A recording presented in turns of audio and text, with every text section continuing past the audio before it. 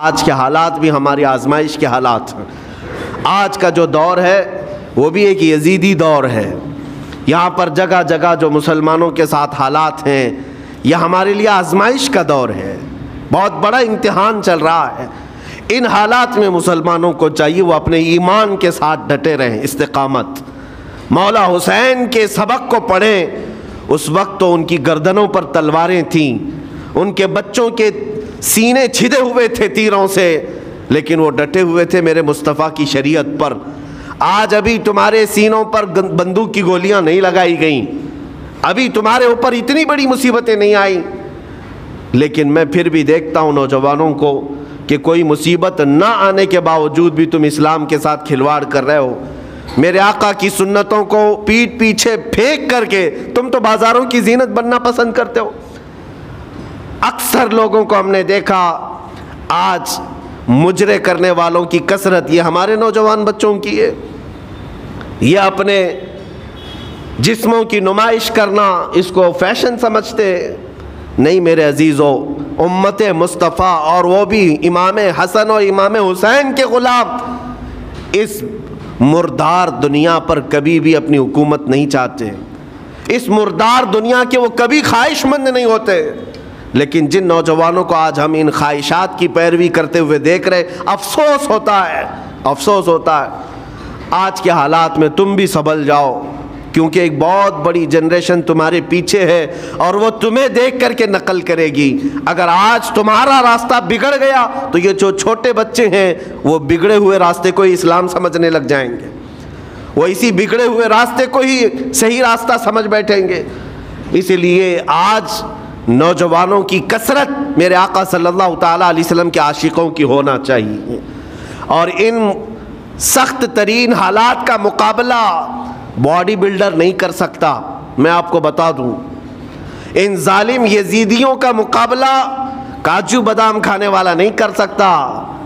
ہاں، ان حالات کا مقابلہ کرنے کے لیے جسمانی طاقت کی ضرورت نہیں، ان بڑے سے بڑے سخت ترین حالات کا مقابلہ وہ نوجوان کر سکتا ہے جس کے سینے میں عشق مصطفیٰ ہو، مولا حسین کے نقش قدم پر چلنے کا عزم رکھتا ہو، پھر چاہے وہ لاغر ہی کیوں نہ ہو، نحیف و ناتما ہی کیوں نہ ہو، کمزور ہی کیوں نہ ہو۔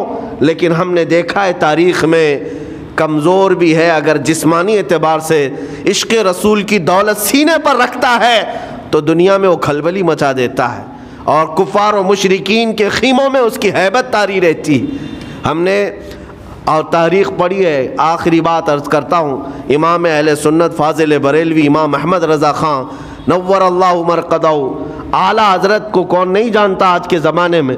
ذرا ان کی سیرت اٹھا کر کے پڑھنا، اور پھر یہ بھی دیکھنا کہ جسمانی طاقت ان کی کیسی تھی، جسمانی ساخت کیا وہ چلتے تو لہیم شہیم تھے، اونچے چوڑے اور سینہ بھرا ہوا کہ لوگ صرف جسم کو دیکھ کر کے ڈر جائیں؟ نہیں، اعلیٰ حضرت فاضل بریلوی رضی اللہ تعالیٰ عنہ اس طرح جسمانی بہت اونچی چوڑی صلاحیت کے نہیں تھے، بلکہ بہت ہی ہلکا جسم رکھتے تھے، ہلکا جسم، دبلے پتلے تھے، لیکن جب اپنے حجرے میں بیٹھ کر کے قلم چلاتے تھے تو دنیا کے کونے کونوں میں ان کی گونج ہوتی تھی، اور بڑے بڑے قلعوں میں جو ہے زلزلہ آ جاتا تھا۔ اور سرکار غوث پاک رضی اللہ تعالیٰ عنہ کو کون نہیں جانتا؟ غوث پاک کا حال تو یہ تھا، جسمانی اعتبار سے آپ کی گردن کی ہڈیاں بھی دکھتی تھیں، اتنے دبلے تھے، اور کثرت عبادت کی وجہ سے، کثرت مجاہدات کی وجہ سے آپ کا جسم بہت ہی کمزور تھا۔ بلکہ ایک وقت کا واقعہ بھی ہے کہ آپ چلتے چلتے غش کھا کر گر گئے، چکر آ کر گر گئے۔ جسمانی اعتبار سے اکثر تو آپ پتے کھا کر کے رہے، کھانا بھی نہیں کھایا 40 سال تک، تو جسمانی اعتبار سے کمزور ہونا کوئی معنی نہیں رکھتا۔ لیکن دنیا یہ بھی جانتی ہے، گردن کی ہڈیاں ہی کیوں نہ دکھتی ہوں، ہاتھ و پیر کی ہڈیاں ہی کیوں نہ دکھتی ہوں غوث پاک کی، لیکن روحانی طاقت کا حال یہ ہے کہ کسی قبر کو ٹھوکر لگا دے تو مردہ زندہ ہو جائے۔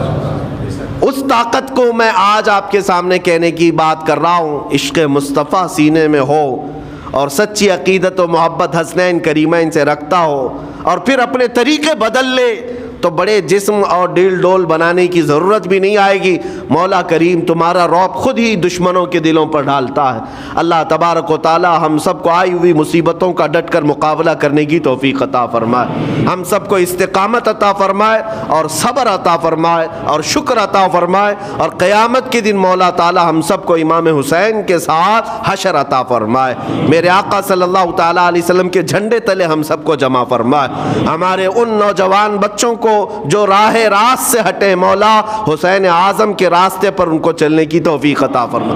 قیامت تک ہماری نسلوں کو مولا عاشقان مصطفیٰ میں پیدا فرما. ہماری اولاد کو بدعقیدہ گمراہ ہونے سے ہمیشہ محفوظ فرما. وآخر دعوانا ان الحمد للہ رب العالمین. سلام.